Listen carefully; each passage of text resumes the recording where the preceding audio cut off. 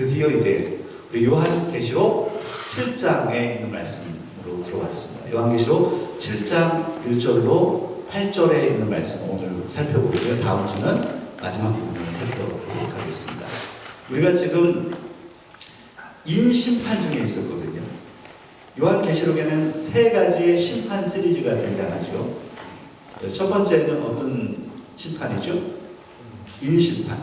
그리고 두 번째는 나팔심판. 그리고 세 번째는 대접심판입니다.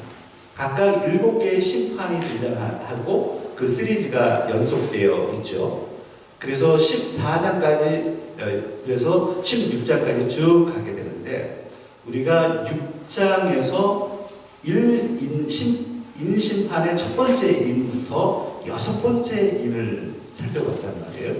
우리가 다시 살펴보면 사도 요한이 환상 가운데 하늘의 보좌에 앉아 계신 하나님의 오른손에 들려있는 두루마리를 보게 되죠. 그 두루마리에는 봉인되어 있다. 인으로 봉인되어 있어요. 7개가. 근데 그 인은 심판과 관련되어 있습니다. 근데 심판과 더불어 구원의 메시지가 담겨 있는 거죠. 하나의 인을 뗄 때마다 어떤 심판의 메시지가 등장하고 그 심판이 이루어졌다는 것입니다. 그래서 첫 번째 인을 뗐을 때, 그리고 6번째 인을 뗐을 때 전쟁과 기근과 지진과 그리고 우주적인 붕괴가 일어나는 현상까지, 그래서 이 과정을 도대체 우리는 어떻게 이해를 해야 될 것이냐, 완전히 미래적인 사건으로 봐야 될 것이냐, 이게 이제 제가 조금 이따 설명할 겁니다만 세대주의 관점에서 이렇게 생각을 하죠. 그래서 이것을 완전히 미래적인 사건으로 봅니다. 예수님의 재림 직전의 사건으로 보기 때문에 좀 견해가 좀 다른 그런 부분이 있죠. 분명하게 우리가 이야기할 것은, 수요일날 나오시는 분들이 이해하겠지만 종말이라고 하는 개념은 예수 그리스도의 재림 직전의 사건이 아닙니다. 종말은 언제부터 시작이 됐다고요? 예수님이 이 땅에 오신 때부터, 그러니까 지금부터 2000년의 전이니까 과거의 시점부터 이미 종말이 시작이 됐고 종말이 진행되고 있고 종말이 완성되어 갈 것이다 라고 하는 신약의 예수 그리스도의 종말론을 이해하는 게 상당히 중요합니다. 그래서 요한계시록도 그런 관점으로 볼 수 있어야 된다. 이 부분을 제가 좀 이따 설명을 드릴 텐데, 그러면 6번째 인심판이 딱 맞춰지면, 그리고 6번째 나오면 몇 번째 인이 나와야 되죠? 6번째가 마무리됐으니까 숫자가 7이 돼야 돼요. 7번째 인심판이 나와야 되는데, 아니 오늘 본문에 보니까요, 아니 그게 없네, 심판이. 그러면은 어디가 있는 거예요? 7번째 인심판은 어디에 있어요? 그래서 요한계시록을 풀어갈 때 이 7장은 삽입이라고 부릅니다. 삽입장이라고 부릅니다. 삽입되어 있다. 그러면 7번째 인은 도대체 어디에 등장하느냐? 8장을 넘겨보시겠습니다. 8장 1절에 보면 이렇게 기록하고 있죠. 같이 한번 읽겠습니다. 7번째 인을 떼실 때에 하늘이 반 시간쯤 고요하더니, 그래서 8장 1절에 가서야 7번째 인심판이 등장합니다. 6장에는 6번째 인심판 시리즈까지 마무리가 됐잖아요. 그리고 8장에 7번째 인심판이 등장합니다. 그러면 7장에는 도대체 뭐냐? 이 7장에 그래서 삽입과 막간이라고 하는 이 부분을 통해서 하나님께서는 구원의 메시지와 하나님의 어떤 구속의 메시지를 이 안에 집어넣고 있다는 거예요. 그 7장이 그러면 도대체 무슨 이야기냐?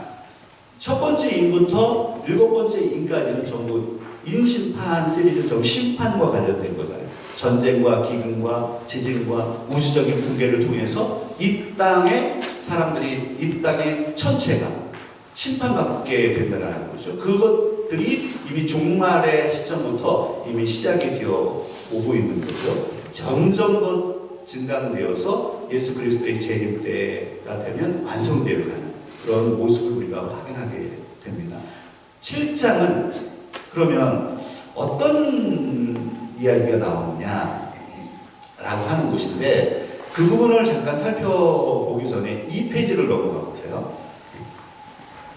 이 페이지에 아주 중요한 요한계시록을 풀어가는 데 있어서 제가 그동안 20몇 번을 지금 26번째 지금 강의를 하고 있는데 해석하면서 오류에 빠지는, 그래서 지금 요한계시록을 풀어갈 때 많은 사람들이 오해를 일으키고 있는 해석이 바로 이 세대주의 해석이라고 하는 거예요.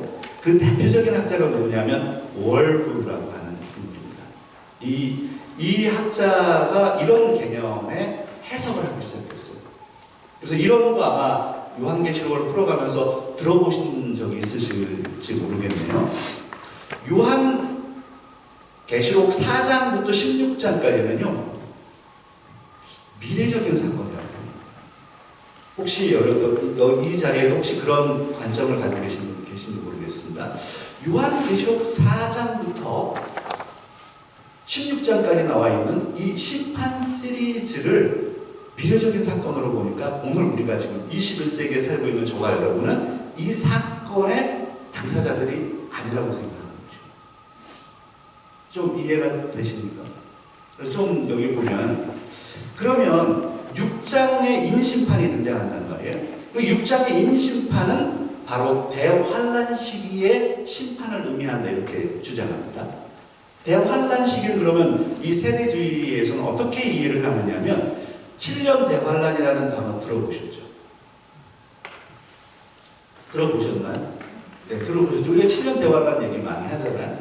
그 7년 대환란이 그럼 언제 있을 것이냐? 예수님이 재림하기 직전에 문자적으로 7년이 있을 건데 전 3년 반, 후 3년 반으로 나누어요. 이게 다니엘서 9장에 있는 메시지죠. 마태복음 24장에 있는 메시지입니다.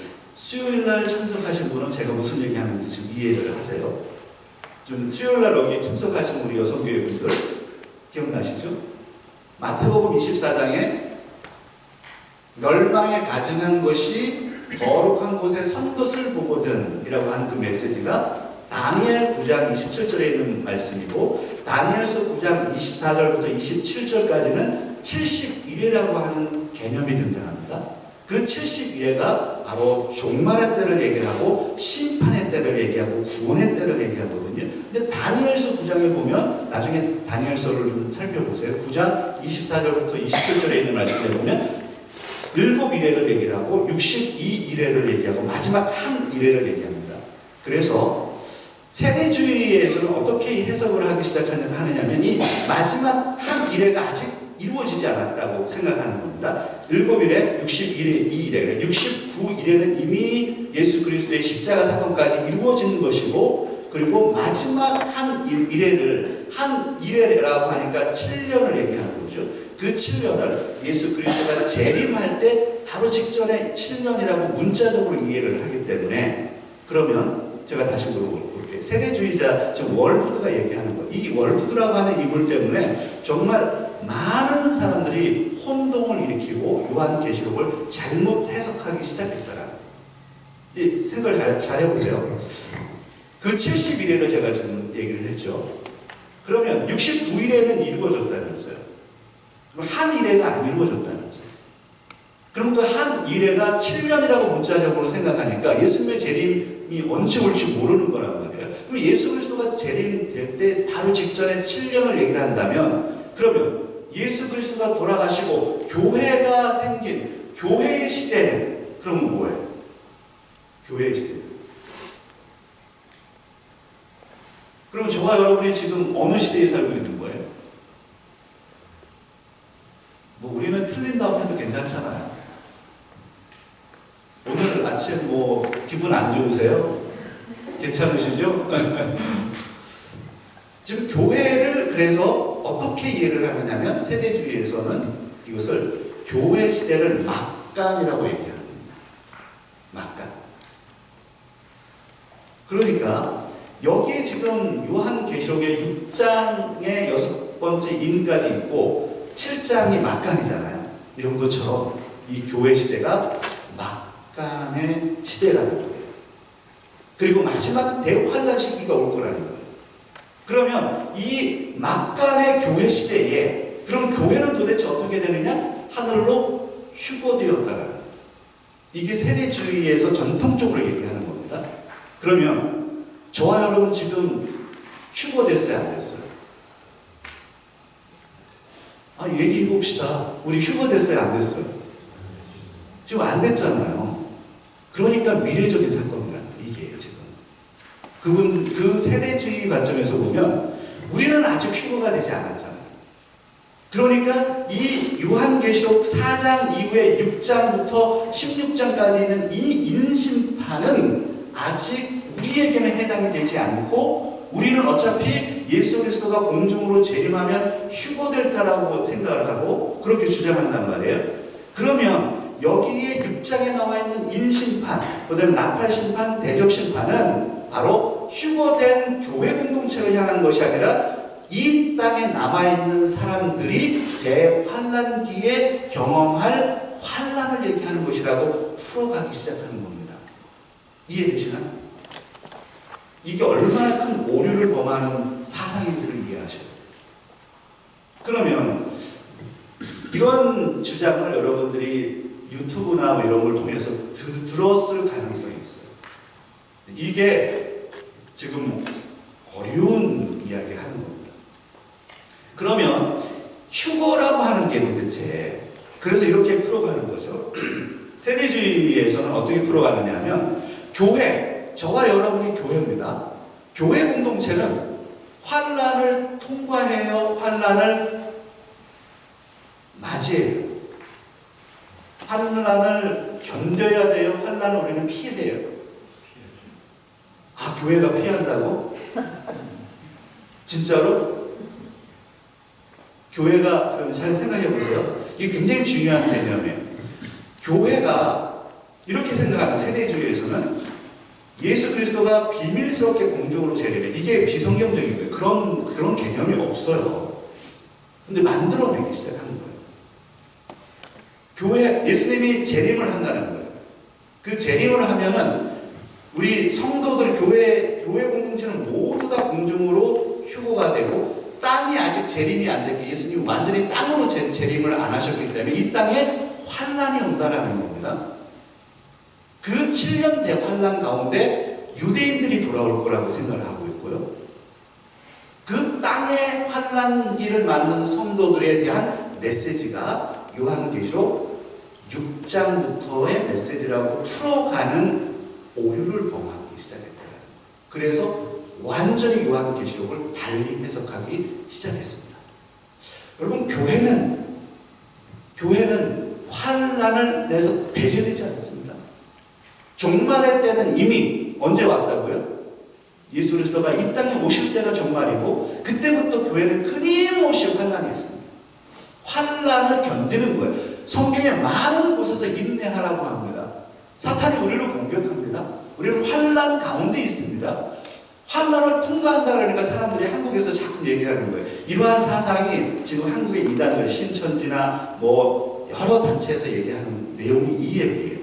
교회가 환란을 피한다는 거예요. 우리는 공중으로 휴거되니까 환란을 피한다라는 거예요. 그래서 교회 공동체를 환란을 이렇게 맞이해서 환란을 뚫고 가는 공동체가 아니라 환란을 피해가는, 환란에서 배제되는 공동체로 이야기하기 때문에 지금의 세대를 바로 막간의 세대로 생각을 하고 요한계시록 6장은 미래적인 사건으로 오는 거죠. 6장부터는 기가 막힌 해석. 이 월부드라고 하는 세대주의자의 이 아버지와 같은 사람의 해석이 지금 이단들에게 어마어마하게 영향을 미쳐서 이런 해석들이 계속 꼬리에 꼬리를 물고 해석을 하게 되죠. 자, 그러면 이 사람들이 세대주의에서 교회가 하늘로 휴거된다, 공중재림, 예수님이 공중재림한다라고 했을 때 그러면 예수님이 공중으로 재림한다는 메시지가 도대체 어디 있어요? 그리고 휴거라고 하는 게 도대체 요한계시록에 지금 어디 나옵니까? 근데 이것을 맞추기 위해서 이 사람들이 어떻게 해석하느냐 하면 요한계시록 4장에 있는 누가 하늘로 올라가요? 요한복음 4장에 보면 누가 하늘로 올라가요? 환상에. 사도 요한이 올라가잖아요. 그래서 그 사도 요한이 바로 대표자라고 생각하는 거예요. 교회의 대표. 아니, 환상을 보기 위해서 하늘로 올라간 게 무슨 휴거예요. 개념이 다른 거예요. 그래서 그렇게 풀다 보니까 요한계시록을 엉망진창으로 만들었던 그런 대표적인 이 해석, 이 세대주의 해석입니다. 참고하셔야 돼요.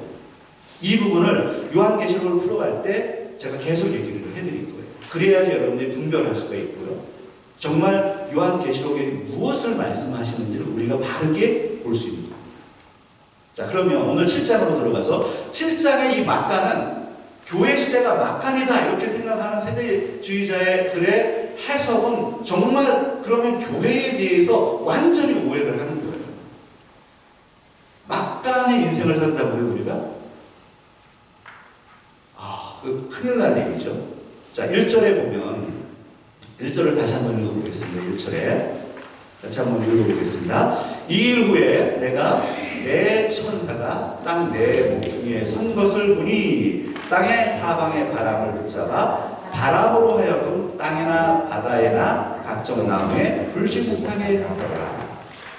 이 일 후에라고 하니까 메타투토, 새로운 장면이 딱 등장하는 거예요. 6번째 인심판까지 있은 다음에 그 이후에 새로운 장면이 등장하는 거예요. 거기에 누가 등장해요? 내 천사가 등장합니다. 이 내 천사가 사방의 바람을 붙잡아 내 모퉁이, 땅의 내 모퉁이에 서서 바람을 붙잡고 있는 거예요. 그것은 무엇을 얘기합니까? 심판을 연기하고 있는 거예요. 심판을 연기하고 있다. 이 내 모퉁이라고 하는 것은 땅 전체를 얘기하는 거죠. 내 천사는 심판의 천사들인 거예요. 계속 지금 인심판이 있어 왔잖아요. 이 땅에 심판을 이루어가고 있는데 갑자기 심판을 바람을 붙잡고 있는 거예요. 그리고 그 내 천사가 바람을 붙잡고 있는 그 순간에 2절에 보면 2절과 3절에 한번 보겠습니다. 2절 3절을 읽도록 할까요? 지금 요한계시록 7장을 보고 있습니다. 7장 2절 3절 같이 읽겠습니다. 또 봄에 다른 천사가 살아계신 하나님의 인을 가지고 해 돋는 데로부터 올라와서 땅과 바다를 해롭게 할 권세를 받은 내 천사를 향하여 큰 소리로 외쳐 이르되 우리가 우리 하나님의 종들의 이마에 인치기까지 땅이나 바다나 나무들을 해하지 말라 하더라. 내 천사가 바람을 붙잡고 있어요. 2절에 보니까 다른 천사가 등장합니다. 다른 천사가 등장해요. 그래서 이 다른 천사가 이렇게 이야기합니다. 하나님의 인을 가지고 해 돋는 데로부터 올라와서 땅과 바다를 해롭게 할 권세를 받은 내 천사를 향하여 큰 소리로 외쳐서 이렇게 이야기합니다. 우리가 우리 하나님의 종들의 이마에 뭐하기까지요? 인치기까지 땅이나 바다나 나무들을 뭐하지 말라고요? 해하지 말라. 여기는 7장은 이런 막간이 있는 거예요. 그것은 무엇이냐? 여기서 이 막간은 무엇이냐면 하나님의 구원 백성들, 구원받은 백성들에 대한 메시지를 주는 거예요. 심판 사이에 이 7장은 멈춰서서 심판보다 그 심판 가운데 하나님께서 구원하는 그 구원의 백성들을 설명해 주고 있어요. 다른 천사가 인을 가지고 있네요. 그래서 그 인을 이마에 인친다는 거예요. 그러면 여기서 인은 세일이란 말이에요. 그러면 6장에 나와 있는 인심판의 인하고는 같은 거예요? 다른 거예요? 뭐 괜찮아요. 우리는 틀려도 괜찮습니다. 6장의 인과 7장의 인이 같아요? 달라요? 당연히 다르죠. 근데 단어는 세일이라고 하는 단어가 똑같습니다. 똑같은 단어. 이게 언어, 워드 플레이라고 하죠. 그런데 6장의 인은 심판의 인이에요. 7장의 인은 구원의 인이에요. 구원받은 자들에 대한 구원받은 자의 머리에 인을 친다는 거예요. 근데 이제 4절로 넘어가 볼까요? 그 유명한 말씀이 이제 등장합니다. 4절을 같이 보겠습니다. 같이 시작. 내가 인침을 받은 자의 수를 들으니 이스라엘 자손의 각 지파 중에서 인침을 받은 자들이 몇 명이라고요? 14만 4천이니. 그래서 여러분 노트 6페이지를 보시면 되겠습니다. 14만 4천, 드디어 14만 4천이 나왔네요. 이 14만 4천은 다른 천사가 등장해서 구원을 베푸는 천사죠. 하나님으로부터가 구원의 인을 가지고, 도장이죠.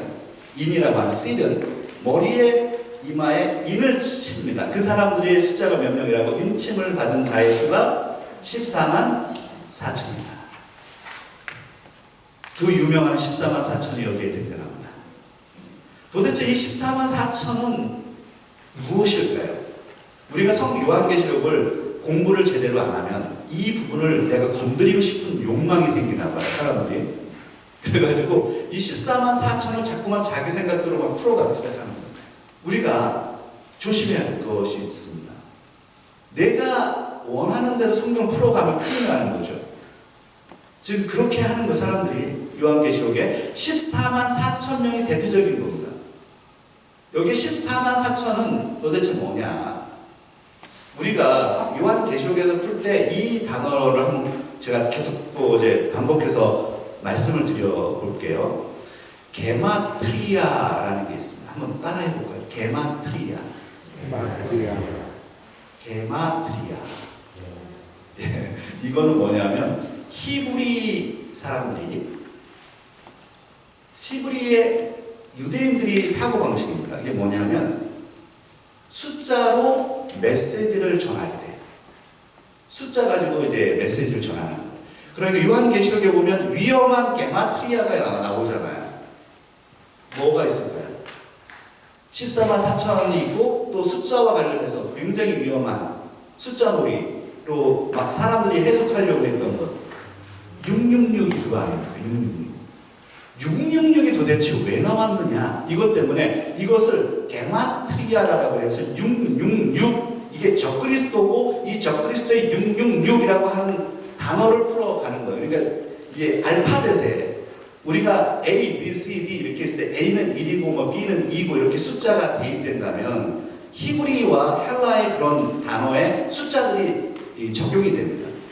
알렙, 베트, 기멜, 다알렛 이렇게 해서 헬라어에 알파벳이 있어요. 알렙, 베트, 기멜 뭐 이렇게 하면 알렙은 얼마고 이렇게 숫자가 나와 있단 말이에요. 이것을 666으로 맞추는 거예요. 그럼 풀어보니까 네로라는 인물이 나오네. 그 네로를 적그리스도라고 이렇게 집어내는 거예요. 이런 식의 해석을 하기 시작했단 말이에요. 엄청나게 위험한 일이죠. 우리에게 아이디어는 주지만 그것도 이제 나중에 666 가서 제가 설명을 좀 드리겠습니다. 14만 4천 명도 그래서 이 14만 4천 명을 문자적으로 해석하려고 자꾸 하는 거예요. 그럼 14만 4천이 도대체 뭐냐? 그럼 여러분에게 한번 물어볼게요. 14만 4천 명이 많은 숫자예요? 적은 숫자예요? 14만 원이 큰 돈이에요? 적은 돈이에요? 14만 4천이 많은 거예요? 적은 거예요? 숫자로 생각해보면 적은 숫자 아닙니까? 그렇죠? 지금 인구가 몇 명이에요? 지금 우리가 저 세계에 사는 인구가 80억 명인데 14만 4천 명이 이걸 문자적으로 해석하려고 하는 거예요, 사람들이. 그래서 오류를 범하는 거예요. 자, 그러면 여기서 24장로를 봤습니다. 우리가 4장, 요한계시록 4장에서 24장로는 숫자가 24잖아요. 이걸 문자적으로 봐야 돼요. 24가 문자적으로 보면 또 오류에 빠지는 거예요. 우리는 풀어왔습니다. 24장로는 구원받은 하나님의 백성에 상징한다고 얘기했잖아요. 이해되시죠? 그럼 여기 24는 그래서 그냥 요한의 히브리적 사고 속에서 12 곱하기 12 더하기 12를 얘기한 거고 14만 4천은 몇 곱하기 몇이에요? 14만 4천이니까 12 곱하기 12 곱하기 1000이라고 하는 숫자잖아요. 이것을 이제 상징적으로 풀어가야 되는 겁니다. 14만 4천을. 그러니까 이것을 14만 4천은 구원받은 하나님 백성 전체로 이해를 하는 거죠. 그래서 이게 이제 기본적으로 지금 오늘날 건전한 신학자들 해석하는 거잖아요. 하나님의 공동 교회 공동체 전체 구원받은 하나님의 백성들 그런 것을 얘기하는데 오른쪽에 7페이지 한번 가보세요. 한국의 이단들 가운데 이제 얘기가 잘 나왔네요. 이것을 문자적인 14만 4천 명으로 얘기를 하는 이단들이 있어요. 그 대표적인 데가 어디냐면 여호와 증인. 여호와 증인은 14만 4천이 숫자가 크다 그랬어요, 작다 그랬어요. 아니 작잖아요. 14만 4천 명이면 10만 명의 교인을 가지고 있는 데가 있어요. 요즘 많아요. 한국의 대표적인 데가 어디예요? 순복음 교회는 10만 명. 이거 한 교회면 끝나네 그냥. 이해되세요? 14만 4천 명을 문자적으로 해석을 하다 보니까 다른 교파 사람들 받아들이지 않고 여호와 증인이 이것을 주장하고 있어요. 우리 여호와 왕국 회관에 온 사람들만 14만 4천 명에 해당이 된다. 이렇게 주장하기 시작하는 거예요. 그게 여호와 증인이 시작을 했고 신천지가 그렇게 시작을 했고요. 그래서 신천지가 지금 한국에서 그렇게 유명한 그런 한국을 몸살 앓게 했던 이단 아닙니까? 신천지가 그거 얘기하는 거예요. 신천지에 들어온 사람들이 14만 4천 명. 그런데 문제가 생겼어. 신천지에서 계속 성도라고 얘기를 하기도 좀 그러네요. 멤버들이 계속 늘어나니까 14만 4천 명이 넘어버렸네. 여러분 그럼 어떻게 풀어갈 거예요 이거? 그러니까 또 신천지에서 또 이 교리를 만들어냈어요. 헌신된 멤버들이 14만 4천이다. 그래서 막 죽기 살기로 하는 거예요 신천지에서. 자, 그 다음에 또 하나님의 요즘 한국에서 그 이단 가운데 정말 조심해야 되는 게 하나님의 교회 사람들입니다. 하나님의 교회 사람들이 자기네 교파에서 얘기하는 완전히 그 새 언약을 지키는 사람들만 14만 4천 명에 해당이 된다. 이렇게 지금 한국에서는 끊임없이 성도들을 미혹하고 있는 것이죠. 14만 4천 명의 오류에 빠져 있는 것. 자, 14만 4천 명은 어떤 사람들이라고요? 신천지 사람들이에요? 하나님의 교회 사람들이에요? 여호와 증인 사람들이에요? 아니요. 14만 4천 명, 머리에 인침받은 사람 14만 4천은 누구요? 바로 저와 여러분들, 구원받은 하나님의 백성들, 구약과 신약, 앞으로 올 모든 사람들, 하나님의 구원에 속해 있는 하나님의 백성들을 가리키는 상징적인 단어입니다. 그럼 꼭 기억하셔야 돼요. 자, 그 다음에 5절과 8절을 좀 넘어가서요. 5절로 8절에 있는 말씀. 여기 이제 재밌는 거 있어요. 이제 이 14만 4천 명이 어떻게 모아지느냐라는 것을 설명하는데, 이제 12지파에 대한 이야기가 나옵니다. 여러분, 구약의 12지파 아시죠? 다 외우세요? 다 외우는 분들이 있으면 진짜 박수 쳐드리고 싶어요.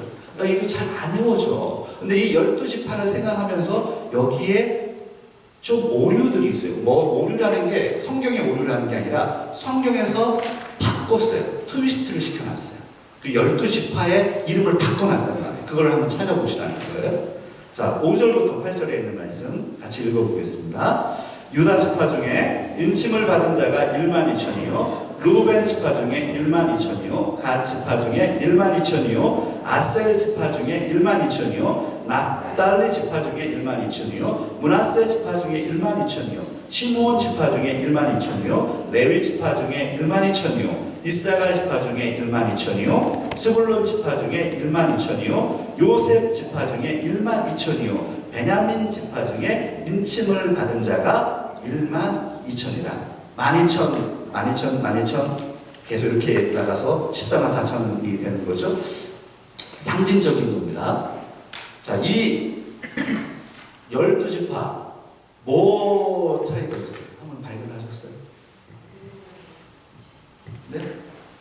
뭐가 바뀌었습니까?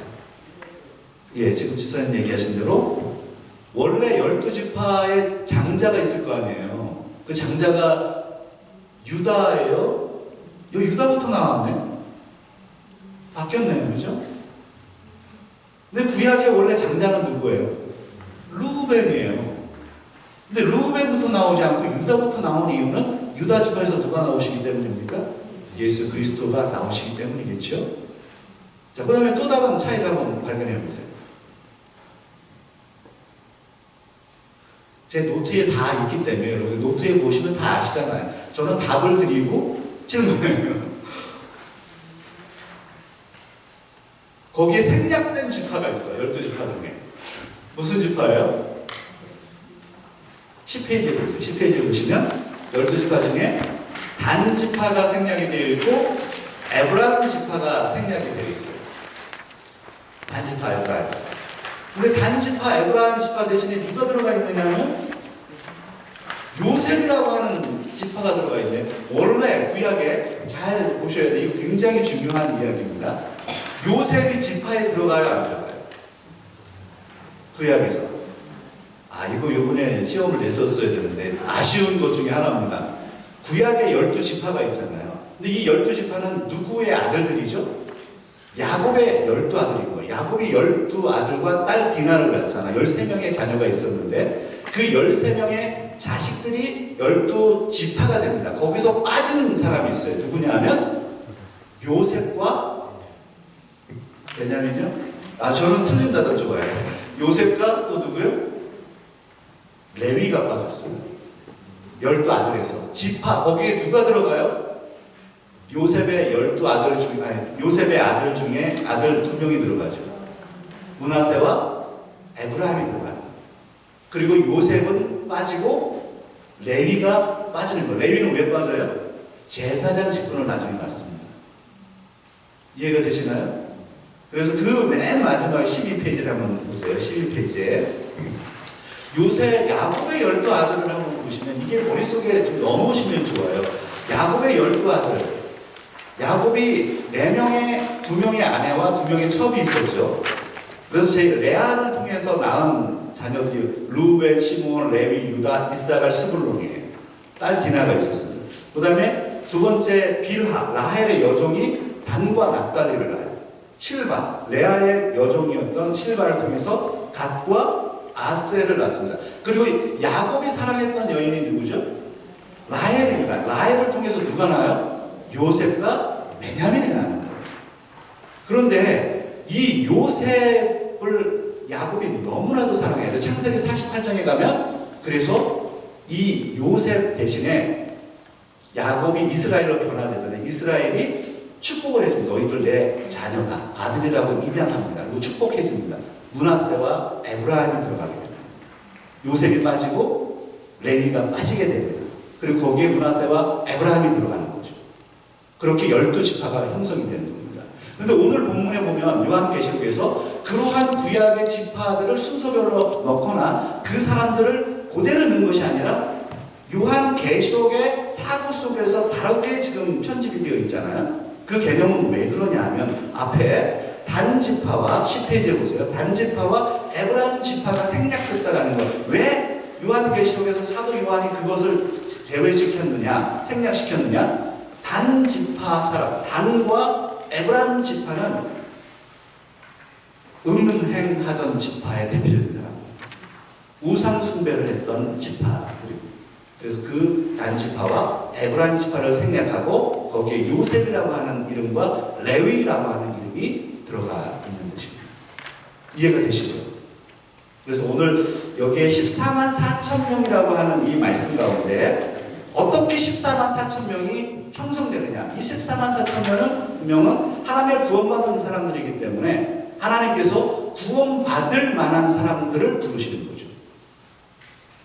모든 이 세상에 태어난 사람들을 구원하는 게 아니고 하나님이 인칠 만한 사람을 인치시는 거죠. 그 사람들을 구원해야 되시는 거예요. 그렇게 구원함을 받은 사람들이 14만 4천 명. 이것은 상징적인 숫자입니다. 바로 저와 여러분들. 구약에서부터 신약까지 앞으로 예수님이 재림할 때까지 구원받을 모든 하나님의 백성들을 전체 그 14만 4천 명에게 지금 인친 그 사건이 오늘 우리가 본 요한계시록 7장에 있는 메시지입니다. 같이 기도하겠습니다.